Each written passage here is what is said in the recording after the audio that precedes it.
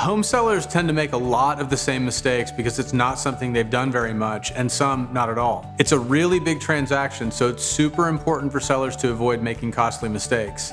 The mistakes that home sellers do make tend to have a lot of zeros in them. It's really common for sellers to not be objective about their properties. It's a personal transaction because this has been a great home, but now it's an asset that you need to get as much money for as possible.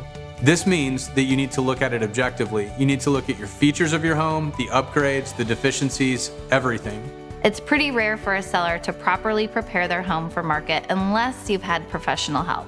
Personal biases get in the way quite a bit. A seller might really like a certain paint color and think that everyone else will too, when in reality it's a more neutral color that will be more marketable. Probably the most common mistake we see sellers make is pricing their homes incorrectly. A lot of sellers think, well, we'll just price it high and then see if a buyer can make an offer. The big problem with this strategy is that buyers usually won't make an offer on overpriced properties, so you rack up the days on market and end up selling for less. We also see sellers come in too low because they don't understand the market, and they end up leaving money on the table.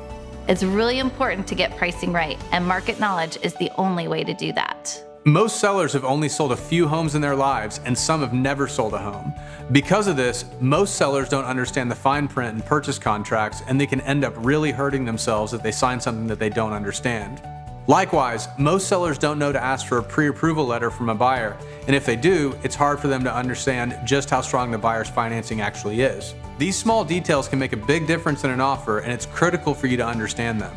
Most of the time, sellers pick the wrong agent because they go with the first agent they met with. We also see sellers use friends and family members or use an inexperienced agent just because he or she lives in the neighborhood. You have to remember that you're interviewing an agent to sell a 6 or 7 figure asset, so it's massively important to pick someone experienced, qualified, and with great references.